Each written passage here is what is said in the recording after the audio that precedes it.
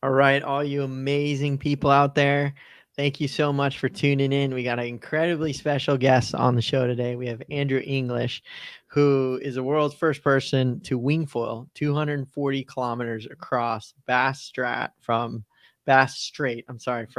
Tasmania to the mainland of Australia. It is literally the most treacherous waters on the planet.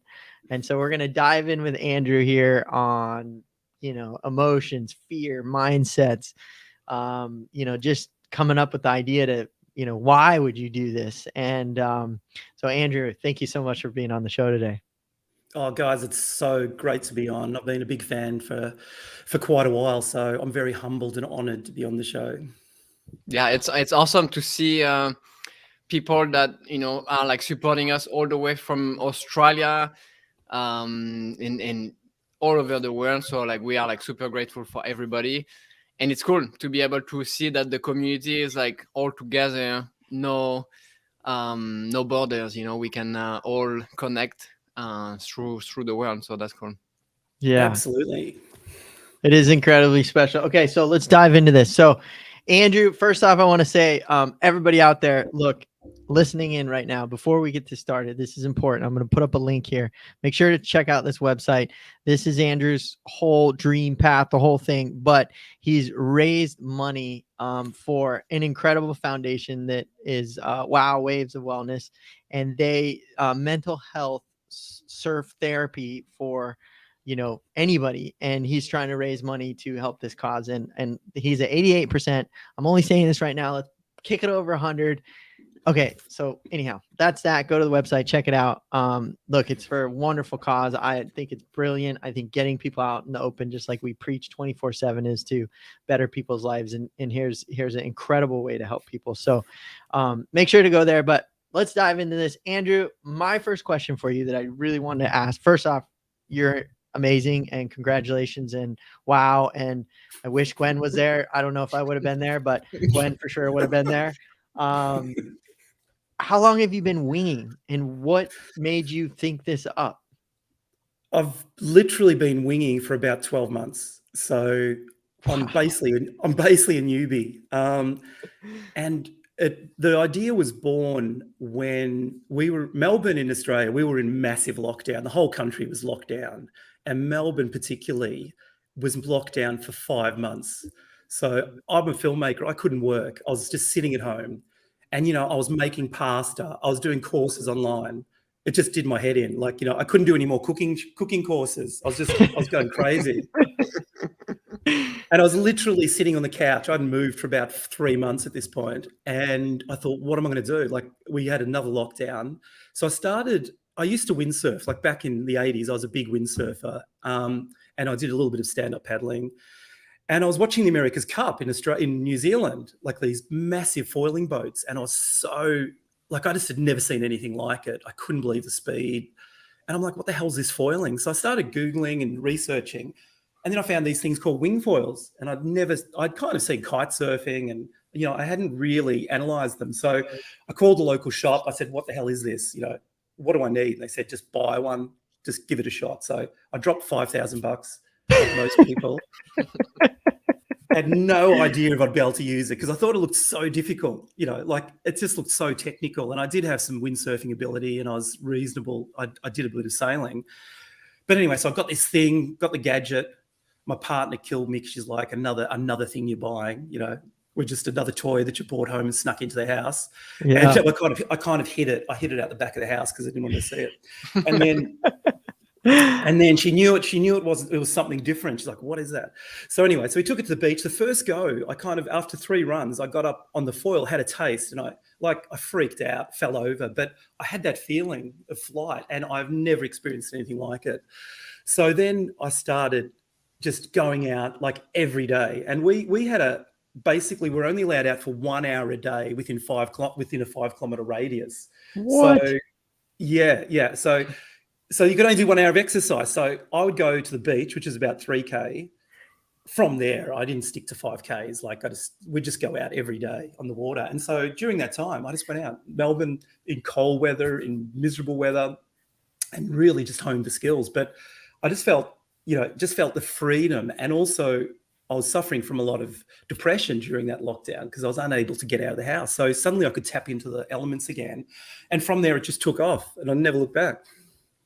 Wow. So like basically your first experience foiling was wing foiling. You had not done it like behind a boat or with an e-foil, or that was like your first experience, right? No, never done anything at all.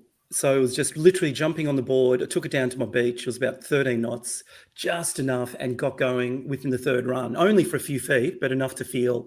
And I was just like, I've never felt anything like it. I was just experiencing. You it, just didn't mind-blowing. struggle in the beginning. It was easy, right? I found it easy. I don't know. I'm not a great sports person. Like I do a lot of sports, but I'm definitely not a big surfer or anything. So I was shocked. So perhaps I figured perhaps this is my thing that I'm reasonably good at. Maybe it's the one thing I could do. What was your setup like in terms of like burnt size, foil size? Yeah, I look like most people. I had a Fanatic, it was like the 6.7, big 130 litre beast, Nice. 2000 wing, the classic setup in a 6 metre. So, you know, looking back at it, that thing is massive. But at the time, it was stable. It was really easy to learn on, and you know, you didn't have to struggle balancing. Awesome. I could get up and kneel on the board.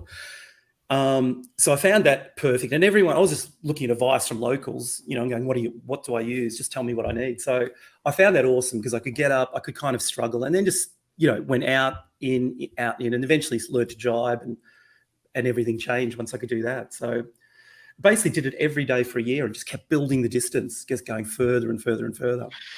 So let's paint this picture. So 12 months later, you went across like one of the most dangerous things ever on like boats, vessels, anything.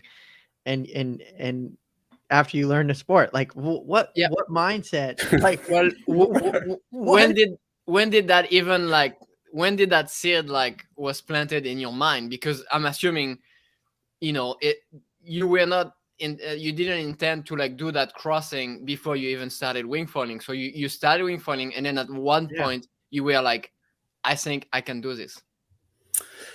I know, it's mad. I've literally, I've always been fascinated with Bass Strait because it is a treacherous stretch of water, and it kind of has almost a mythical quality in Australia and worldwide. Certainly for sailors, we do the Sydney to Hobart race, which is a really challenging ocean race. And there's a few mates of mine that had actually kayaked across it. And one of my mates has prone paddled across it, a guy called Zeb Walsh, who is a legend. Wow. And these guys are all epic athletes, you know, they're big wave surfers. And I'm like, I'm not in that league. Like, what the hell am I going to do? You know, I don't want to paddle it because kayaking takes about 25 days and you're up against currents. And so I'm thinking, I've always been fascinated with the stretch of water, but thought as I was going out on the board, I was hitting 50, 60 Ks in a session. So I was going out for 3-4 hours and going, I'm not feeling tired. I could keep going.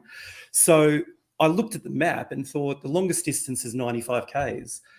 Theoretically, it's possible. So about 6 months ago, I came home and said to the family, I've got a bit of a plan.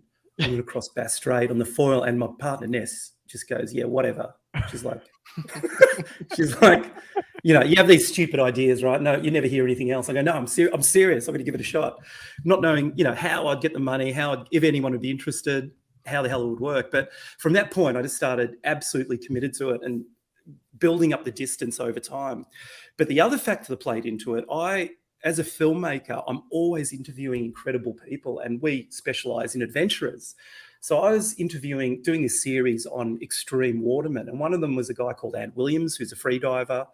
The other guy is called Justin Jones, and these guys have done incredible things. Like Justin's paddled, he was the first person to kayak from Australia to New Zealand. Wow. So it's 2,000 kilometers.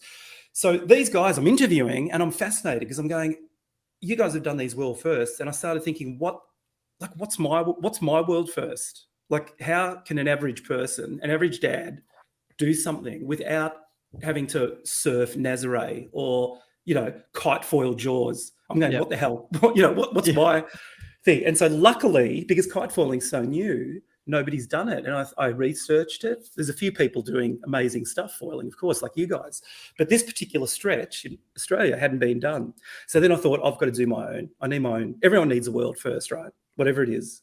And even if that's in your own, something that is within your skill set, but I thought I need to push it and set this goal because I just said so driven by it.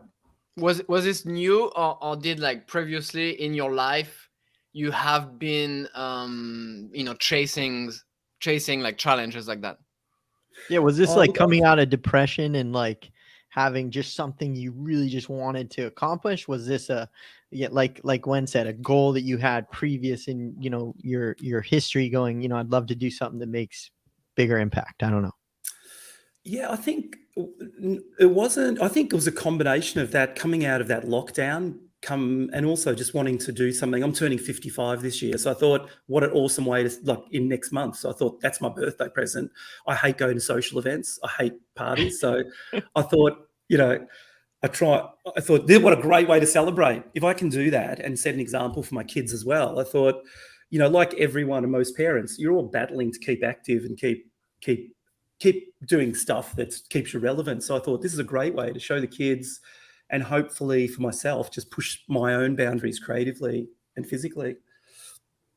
So now, Absolutely. like, getting into that project, like, share with us like some of the logistic that's involved. I mean, like, you need to, like, I don't know if you need like some sort of a permit, some sort of like authorization from Coast Guard, like a safety boat, training, even like some radio equipment and GPS equipment. Tell us like a bit of all of that. Yeah. The biggest logistically, I mean, I had one board at the time. I was still on the 6-7 at that point. So we're talking pretty basic stuff. I had one wing. So I thought, firstly, the weather conditions are just so, I mean, Bass Strait it's so treacherous because it's at the convergence of the Tasman Sea and the Southern Ocean. And basically these two oceans merge in this tiny strait where it's only 60 meters deep. So because it's so shallow, the swells can be massive and they're really turbulent. So you've got incredible swells, you've got currents. So for one, the weather was going to be the biggest challenge, just going, is it actually possible? And also support. I needed a support boat. One of my mates, who's this guy paddled, said, why don't you just do it solo? And I'm like, you are joke. Like, there's no chance. There's no chance. And one of the guys who actually sponsored me, Nick Maloney, he's a world-class sailor, and he actually windsurfed across it solo in 1998 without anything. So it's that. I mean, that's a real adventure. I had a boat. I was relatively safe, but. So the biggest logistic was the boat. And I spoke to a lot of people and nobody had ever done that because people had generally support boats, support paddlers or kayakers. And generally they go out when there's no wind. Yeah. They don't want to go out when there's 10 meter swells. Yeah. Yeah, create sea. So I'm like, I want to go out in 20 to 25 knots where the seas are going to be bigger, the weather's going to be rubbish. And they're just like, not interested. Like, that's just ridiculous. It's stupid. So eventually I found a guy through a couple of friends, and it was literally I did the thing in Feb, and I only sorted the boat out. So it wasn't really a proper journey till that support boat was finalized, which was in January. And then this guy, amazing marine scientist, said, look, I'm interested. I mean, it sounds like a cool journey. I'll help you out. So that's when it actually took, that's in terms of the most challenging aspect. And we started talking about weather. We talked about currents, how it could be possible. And we heard that your boat support was a jet ski. No, it was I'm just kidding. That would have been brutal. Initially, I was thinking of that. No, initially, one of my mates said, I've got a jet ski. And I said, oh, that'd be cool. Yeah, that sounds good. And you probably could, you probably could. But I wanted a bit more comfort. And also I had a film crew. My film crew, 2 guys with me, were filming and photographing because we're doing a documentary on it. So I needed something that we could use as a base. And I'm glad I did, because as you guys know, if you pop a wing or done, if you lose a wing, you're done. Yeah. So weather, of course, would be, hands down, kind of the biggest feat, because you can't control weather. You can't control currents. You can't control what's going to happen. I'm sure your wind changed throughout the time. I'm sure. I mean, what was the go-to size? Was it like a 3, 5? What was it? What was your wing size? I got so nervous. I took like 6 wings down. Like, I got 6 different wings. I got so nervous before the trip because I'm like, I need every size from 3 to 7. Like, I wanted to have everything covered. So I actually used the 7 a bit because it was about 12, 13 knots. I'm 94 kilos, so I need a bit of wind. So the 7 was awesome, and I love being overpowered. Like, I'm notorious around Obviously. in Melbourne. But do you ride with a harness? Because like that No, much power for no. a long time is. What? No, Yeah. You need to I try. did- You need to try. Well, With the harness is nice. I actually went out training. I went out and I was doing 100 Ks in a hit just to get prepared. So I'd go out, no water, no food, and just go out for 6 hours, and I'd do 120 Ks. So I think at the biggest. And I tried the harness, but I found it really tricky because it's so hard. I actually found it harder. So To make the minute changes and your body and the water. To make the minute changes. Yeah. Whereas, how I was constantly adjusting just subtly the whole time, and I didn't realize how much it locked me in. So I'm sure I could practice more, but maybe I started it too close to the trip. And I thought, so everyone that had done big things, they said, don't change your setup before you do something big. Yeah. Like, don't go and try a totally new board, for instance. I mean, don't go and that's try like a new foil. the rule number 1 for like any kind of competition. Like you train a certain way, but then for some reason it's race day and you decide, you know what, I'm going to do it differently. I'm going to eat something differently because you think it's going to be better. And it's never good. Like, you don't want to do anything different on race day or on the day you need to like perform. So yeah, for sure, like training the way you want your event to go. And then, so that's also part of like the confidence. Like, not only when you were training and you were going out, like you said, like before breakfast, you go and you do like 6 hours. Not only it's training your body, but it's training your mind. It's making you truly believe that you can do it. It's gaining that confidence for sure. Absolutely. And I think whether you're training for a marathon or an ultra marathon, you sort of need to mentally know that you can do the distance. So that was a game changer. When I hit that 100, I hit 102 Ks, and I thought, I actually feel all right. Like, I hadn't eaten, I hadn't had any, and I'm like, as you guys know, 6 hours wing foiling is not like 6 hours running. I mean, it is pure joy. You're surfing. I was surfing swells. Like, it's just insane. People say it's so hard. I'm like, oh, it is, but it's also freaking running awesome. 6 hours is not pure joy. No, there's no joy. There's no joy. So I think that was the one where I thought I can actually physically do it. So that was part of it. And I used to have a joke with my family, or not a joke, my wife. I used to say I'm going out to get milk, and that meant I'm going foiling, and I'd sneak out the gate and come back 4 hours later. So she knew that was the code word for me just escaping for 3 hours. So let's dive into, you get this prepared, you have this kind of goal, you're starting to prepare, you feel pretty confident about it. Now, as it starts, so you pick a date, it's starting to close in on you, everything's lining up. I'm curious to hear your mind. I mean, did you doubt yourself? Did you fear? Were you second guessing yourself? I'm just kind of curious. Did you have any of these thoughts run through your brain? And if you did, how did you overcome them? And that before and maybe even during. Yeah, definitely. A month out, I didn't have a support boat. I had 0 people sponsor. There was no sponsors really, no partners. I hadn't really put it out to the public because I think I was scared, because once you put something out there, you've got to follow through. And I think I've been guilty of saying, I'm going to do this task, and it doesn't happen. And everyone goes, how'd you go? And you feel like a failure. So I thought I put it out about 3 weeks beforehand publicly and let everyone know. And even people like my brother didn't know. They just go, what the hell? They're just in shock because I haven't even mentioned it. So he was just getting milk, I swear.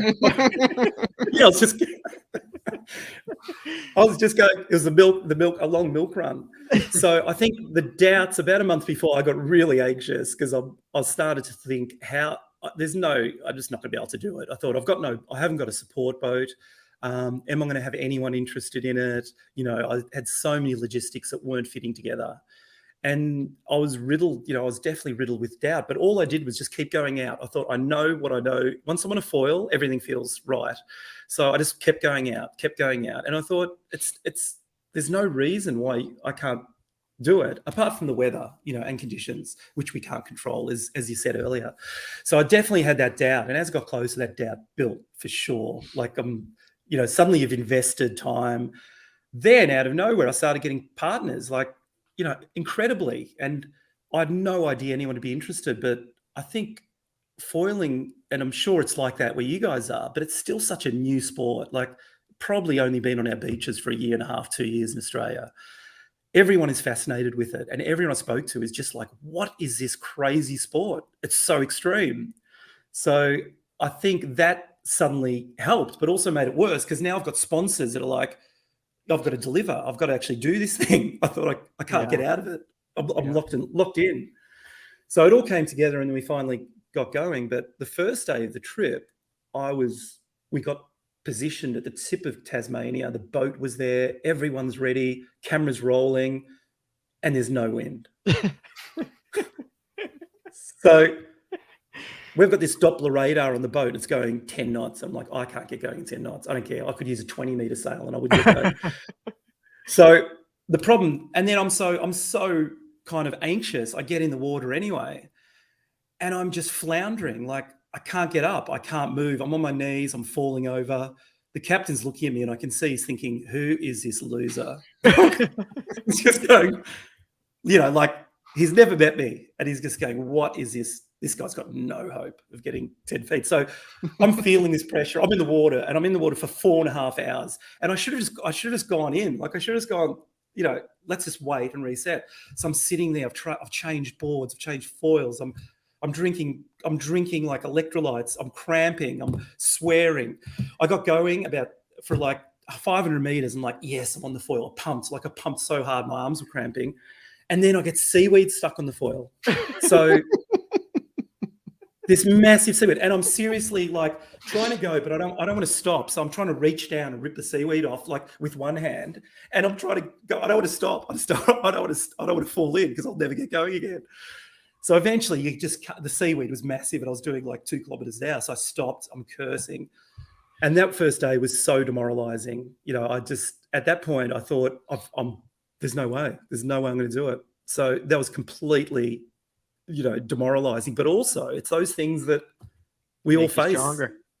Yeah. And everyone I spoke to said that had done big adventures. They said, if you do something big, you're bound to fail at some point and you might have to go back. Like, nothing worth doing is that easy. And I thought, that's true. And that helped me. That really helped me when I heard that, you can always go back. So I sort of reset and the next day was totally different. I'm going to quick chime in because I think you nailed something so big that is the whole world needs to hear, and you nailed it. And that is, when you set your mind to do anything, there's one person in this world that told me this once. I used to stress out, freak out about traveling. And my bag's gonna be charged this much or that much, whatever. And this one friend of mine goes, Patrick Wren, thank you. He goes, there's certain things you can control, just like this, i.e. weather, right? You couldn't control the weather. You can't control the seaweed. You literally can't. So you can't, you can control everything else and do it to the best of your abilities, but you can't over stress about things that you're out of your control. All you can do is, that's what was given to me today, and tomorrow I'm going to go for this. And I think you nailed that. That's what you did on your first day right there. It's a hard hit. It's a wake-up call. But so then diving into the next one, how did that open up? So we went back to the boat and I was pathetic. Like, I've got to say, the poor crew, they're just like, I was whinging, I was carrying on, I was rolling around, I was almost crying. I wasn't pulling it together at all. Was there like a lot of people like on the beach, or like nobody was cheering? No. This is far north Tasmania. There is no one. This is we're in the middle of Bass Strait. Then that makes it at least a bit easier if it's on the yacht. Do you know there was a few seals and there was a bird that landed on my board at one point, and I'm sure it was mocking me. It was laughing. The bird was just going, "You are useless." So this seagull, and I thought, "What the hell? This bird's like a signal. It's trying to test me." So the bird sat there, and I sort of shoot it off.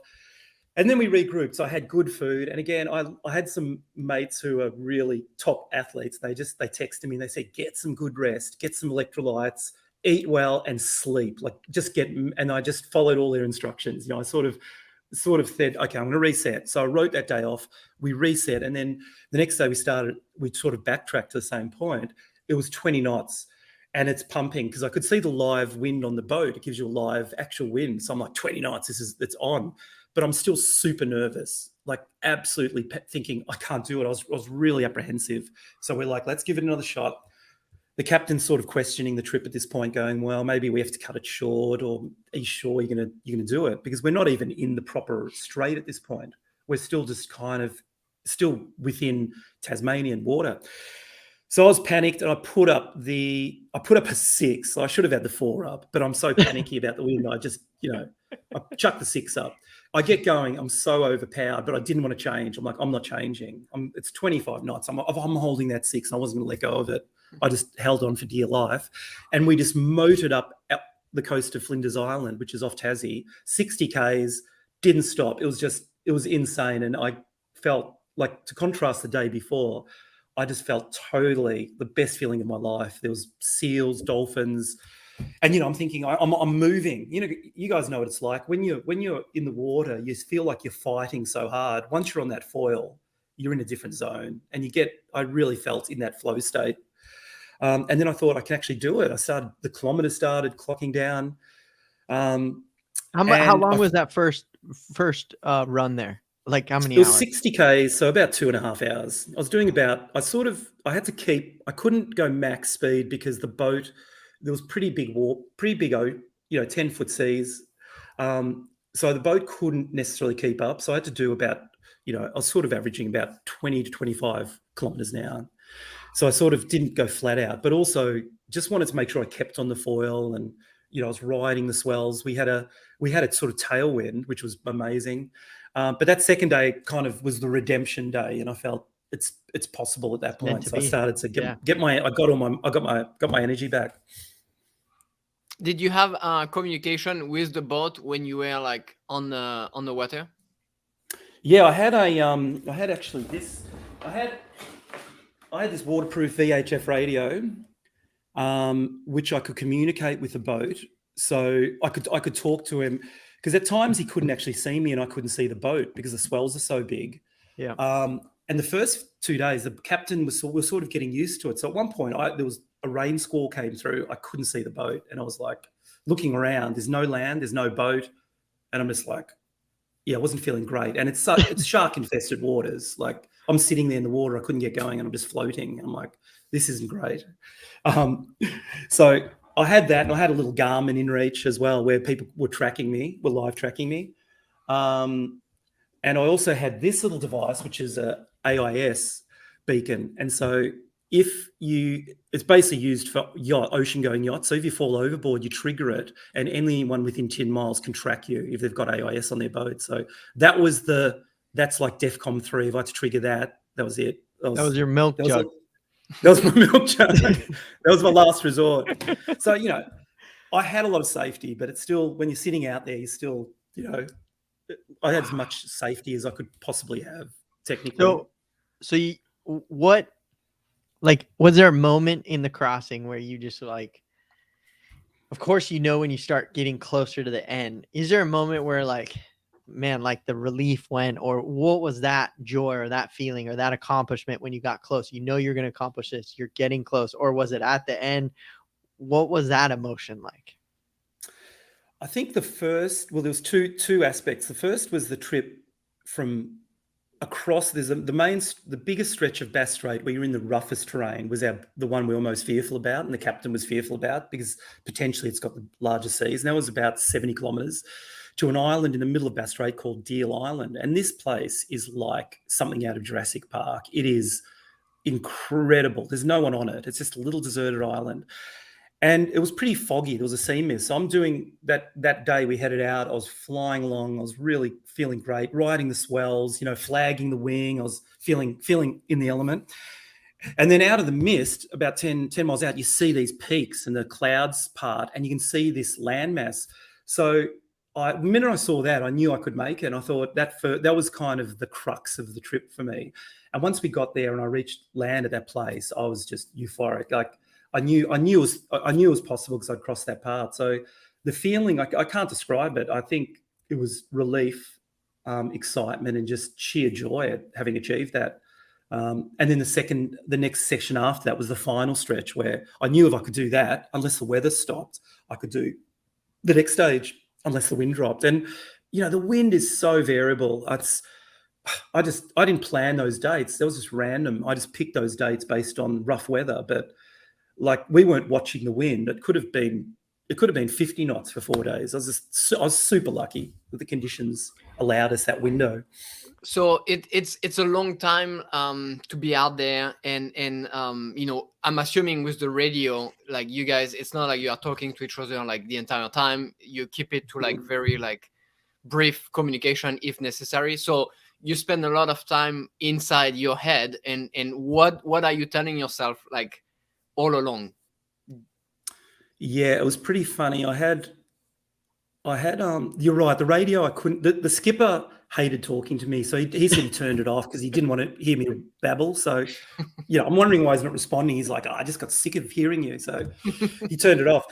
So that wouldn't have been much good. But you're just getting these little loops. Like, at times I was saying to the guys, I actually felt like I was asleep. It was weird. It was like I was almost floating without any thought at times. I was just, you guys must feel that when you're out and you're not thinking about what you're doing, and you're just in a almost meditative state. So there was times like that. And then I thought about everything. Like, I had a GoPro on at one point, and that was hilarious because I was just rambling to that thing, like talking like it was somebody there. I put it on the boom and I was just talking, and I was like, I hope nobody ever uses it because it's the worst footage ever. But I used that for conversation. I was, my life views, all sorts of just absolute verbal. So that was your diarrhea. Wilson? Yeah, that was my Wilson. Your Wilson, I love it. There's a great shot where I'm going, this is amazing. I'm nailing it. I feel great. 2 seconds later, I caught the foil breach. I just went down. So it's I smashed. I saw that clip. They used it in some of the news. Yeah. That was it. And I got smashed. And then you get tunes stuck in your head. There was definitely a bit of Eye of the Tiger. There was a bit of Survivor going on. There was, I went through every song with a wind theme in it I could possibly go through in my head. So we kind of got a little into your mind. First off, unbelievable. How long was the full journey? It took us 4 days over the period. So averaging sort of 3 to 6 hours each day. So. And weather conditions, wind, what was it like? Probably 20 knots to... Yeah, was it pretty consistent? 12 to 25, so it was perfect. But what I didn't factor, because I bought the 7 meter and I was trying that in Melbourne before it, and I could get that going in kind of 12 knots, but that's on flat water. So what I didn't factor is the swells, and in the big 10-foot swells, there's no wind at the bottom. So for the last day, I was really struggling because you'd motor down the swells, these 10-foot swells, and then there's no wind. So on the back of them, I was losing speed. I'd have to pump to get back on the wave. And then I had to do that for 3 hours. So I was just really dialed in because I didn't want to fall. I just didn't want to stop. So that was challenging, but that was a little bit tricky.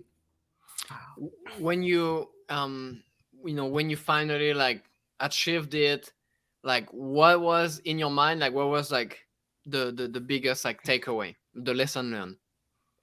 Just shock. I couldn't believe I did it. Like, I thought to have the conditions, the wind right, to everything to come together, it is very, very lucky. You just can't predict what the elements are going to be like. So I think I definitely lucked out, but I did train as much as I could. I was mentally ready, and I really wanted to do it. So I had the right combination. It's not people, you guys would do more physically challenging stuff every time you go out. It's just, this is my little thing that was pushing my boundaries. But I was just euphoric. I think at the end I was in shock. I still am in shock. I'm amazed anyone's interested. If you said a year ago when I started watching you guys, I'd be on the show. Well, what's super brilliant, Andrew, is you're everybody has a personal challenge or something that they'd love to accomplish or try or learn or do, or that's life, right? And you went after it. And almost failed, sort of, but then accomplished it. That is life, right? And I think as we do these shows, obviously, first off, thank you so much for sharing this. This is spectacular. It's inspiring to so many, to myself, and I've definitely put myself into some crazy situations, but I just know, like, there's many moments, crossings Bahama. We went from Florida to the Bahamas, but there's moments where your brain plays all these tricks, and you said it, I think, the best. You said, this was my challenge for me. I don't think people need to go out and climb Everest. I think they can literally learn to ride a bicycle, like challenge yourself in the most mellow way, or whatever that challenge may be, learn Spanish, whatever it is. To me, these are the things people fear sometimes, and they just get distracted and they choose not to. And in reality, you chose to take this on, you prepared yourself as best as you can, and the outcome, right or wrong, whether you were going to accomplish it or not, you're a better person because of it, because you went for it. Yeah. Yeah. I mean, I think one thing that's very important is that not to compare yourself. So, like, this is your challenge, and the benefit is going to be for you and yourself only, and it doesn't matter comparing. Would somebody has done it better? Would somebody has done it something bigger? It doesn't even matter. It is your challenge, and basically, like, you get the benefit from that. And if you were stopped right away by thinking, why would I do it? Somebody can do something more, somebody can do something faster, whatever, and you would have lost that opportunity. So to me, like, that's the amazing part, and I hope that everybody listening get inspired from that. Is like, find your challenge, and this is your challenge. Don't compare yourself to other. Yeah. And push the boundary a little bit.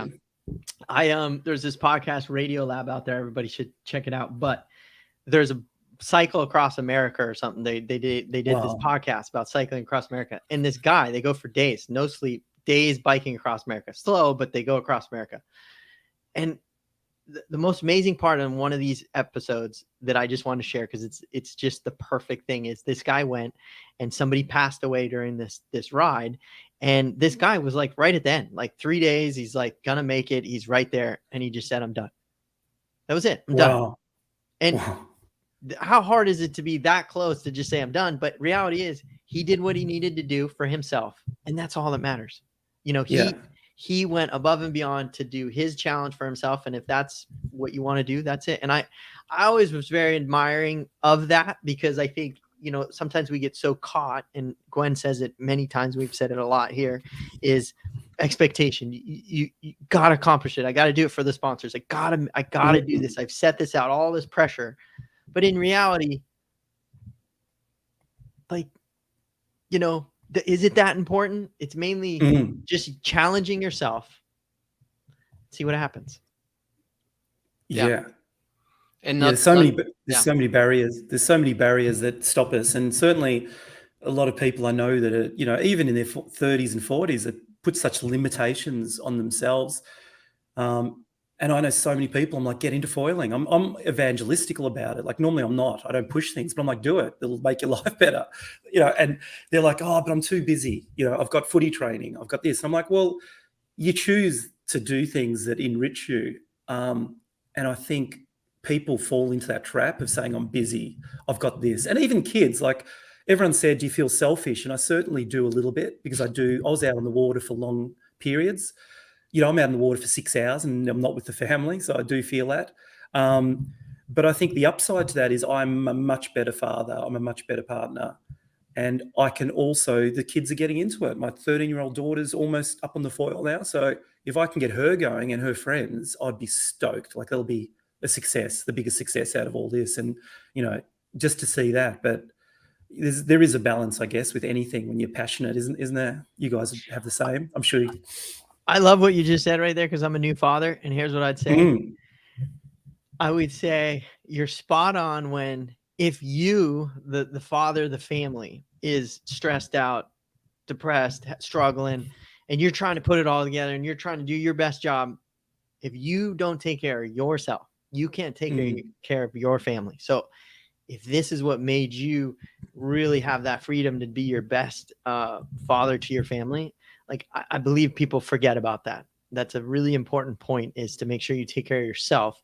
Then everybody around you is going to be better as well. And I think a lot of times we push that aside and we just try to just scramble, and I'll do it next week, I'll do it next month, I just keep going, you know. And what happened to your life that actually makes other people's lives around you better? Yeah, absolutely. So I respect that big time. Thank Because I'm a you. new father. So Yeah, you know it. I know it. And I think you really, not saying you're selfish, but you need to make sure that you're representing your family and doing the best for them with the most positivity that you have. And sometimes it may take me to go for a run to clear everything, get the stress out, just whatever it may be. That's my little time that I need to give everything back to my family at my utmost. And I think that comes to anything. That comes to jobs, that comes with taking an endeavor on like this. You know, you prepared and you did it the best of your abilities, and now you come back and I'm sure family life is spectacular because you're rejuvenized. You have this passion inside you, and now your kids are doing it. Now they're going to do the round trip to show up dad. That's what's going to happen. I know they've got to do it. They've got to do it solo maybe next. I'll get them training. Oh man, Andrew, you are absolutely so inspiring. And I'll just tap on this one more here. Look, guys, everybody, go to this website, take a look at the journey, make sure to check it out. Andrew, follow him, Andrew Englisch. We have the links in the description. It's incredibly inspiring. Look, to just come up with a plan to give this a go and go outside your boundaries is absolutely spectacular. And I guarantee you this will inspire others to do feats similar, whatever it may be. Even if it inspires people to like go and wing foil again, it's that thing of like, you are 60 or whatever. Don't compare yourself to somebody that's like way younger, and you are going to be like, I'm not going to be as good, I'm not going to be able to do it, because you are comparing yourself to somebody else. It is not like, just find your own challenge and go for it, and the reward at the end is just so great, and you just gain like so much. You just feel better, you just feel proud of yourself, so good. And you bring so much positivity in the world, and everybody around you benefits from it. So like that example that you are showing, Andrew, is amazing, and that's always our message. So thank you so much for sharing. Oh my gosh, thanks. I'm ready Thanks, to go. guys. I'm ready to go. You're ready to go right now. I'm like fired up. I'm like, okay, so come down to Bass Strait, boys. Next time we'll do it solo. Can we wing foil from Florida to Australia? Yeah, totally. Isn't there Melbourne, Florida? How far is that? Yeah, I think we may need boat support.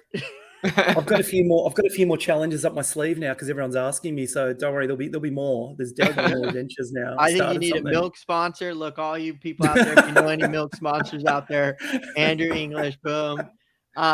So what's next? What's next, Andrew? We're doing.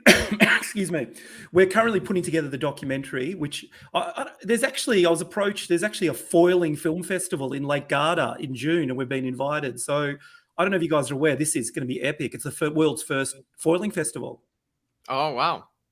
And it's a foiling week. So they started talking to me, and the good thing is there aren't a lot of foiling documentaries. Let's face it. So I reckon I've got a good chance of getting ours in there. It's not like there's thousands of foiling. I haven't seen any. So anyway, we might get in there just by sheer lack of entries. But if that's the case, we're going to do the edit. We're going to finish that, turn it into a proper 45-minute documentary. And then beyond that, I'm planning my next adventure. I've been fascinated with crossing to New Zealand, and that's 2,000 k's. So that could be the big one, but that's 20 days, and there's no land. So that's a slightly larger proposition. Yeah. Milk sponsor done. I need it. I need milk. I need like 500 gallons of milk on that boat. Just look right here. We've done exactly what we wanted. Kenny Brown, thank you so much. I'm 49 and they're totally inspired. That's it. That's awesome. The goal. But he's a youngster. He's a youngster. So as we always round these shows down, look, we just want to thank everybody out there. One, for tuning in. Andrew is spectacular. He inspired me. The second he sent a note to me saying, hey, thinking about doing this thing. And I was like, I'm in. I'm pushing on social. This is awesome. Yeah. Great donation for a good cause. This is it. Do this. And and then we were lucky enough and privileged to have him on the show here because look at him. He's inspiring. He did this. He's just like you. You can do anything out there. And so, Andrew, I would just like to ask first, thank you. It was spectacular to share your message with everybody. And two, if there was one message that you could share to anybody out there, which we always kind of do to everybody, which is maybe a little cliche, but we're going to do it anyhow. What's the message that has worked for you that you would say to somebody if they're like, wow, I don't have time. I don't know if I can do anything. I don't know if I can wing foil. What would you say? Get a wing foil and just go. Just give it a shot because you will not look back. I don't know anyone who hasn't had a positive experience, and it's not hard to do. It's technically challenging, sure, but there's a reason that old buggers do it. It couldn't be that hard. So I'd say if I can do it, I'm 54, I learned, anyone can do it. So I literally say, one message is just give it a try. You will be absolutely stoked and you'll have a better life because of it and meet awesome people like you guys. Wow. I mean, I'm inspired. Like I'm like teary-eyed. Seriously. I've got one question for you guys. So I need to come over there, and you guys have got to teach me to backflip. That's my world challenge next. Well, that's one of those like let's just say that how when you were floating in the water and you were trying to get going in the first day. Well, we're still floating in the water trying to still get around. You guys are epic. I love it. We have a lot of tape for that process. A lot of broken stuff. Because I pretty much fix my wings after every session. You guys need tape sponsors. Yeah. I'm so amped, Andrew, because you hit so many beautiful things for any family listening. I mean, just, the positivity that you're sharing to your family now, getting out of those funks. Everybody gets in funks, especially in lockdown. There's a funk, whatever you want to call it, depression. Look, everybody has some kind of form of it, I would guess. And I would just say it hurts other people harder than others. And the best thing you can do is open up, challenge yourself. But truthfully, I would say is just don't ever fear asking questions or trying or reaching out or I need help or whatever it is. And I say that truthfully because, I think it's kind of like, just taking your first step. You just have to just make the call. I want to get a wing foil, or I want to try this, or reach out to Gwen and say, hey, I need this, or I want to do this. And it just takes that little effort, and that can spark the train to just all of a sudden your life has changed in such a special way. And we see it 100% with wing foiling and all the people we run into, and amazing humans like yourself who literally just, now it's just like my brain's like, okay, what are we going to do? Where are we going to go? What challenges can we have? Like, I love it. Gwen and Damo cross the Atlantic. Yeah. I'll come and film it. If you do it, I'll come and film it. I promise. I'll do that doco. All I can say is, Andrew, thank you so much. I mean, I am truly grateful to share, this message, your story to other people out there. And look, thanks Kenny for tuning in, and I'm sure you're going to do amazing things. And that's what it's all about. Yeah. Thank you. Guys, thank you so much. It's such a pleasure to be on the show. Honored to be on and be invited, and glad that you're interested in my silly little adventure. So it's awesome. I absolutely loved it, guys. Thank you. Gwen, you want to round this down and share the message? Well, no, thank you. That was amazing. We are now going on a Patreon only post show, like we do after every live show. And if you want to be a part of it, check out the link below. If you sign up for our Patreon for as little as $5 a month, you support what we do, and you get access to exclusive content and early access to our content. So with that, thank you so much, everybody, for joining us. And we will be back next week with another guest. Andrew, thank you so much. Thanks, Gwen. Thanks, Damo. I'll look forward to chatting more in a sec. Spectacular. Everybody have a beautiful evening, day, and until next time, thank you.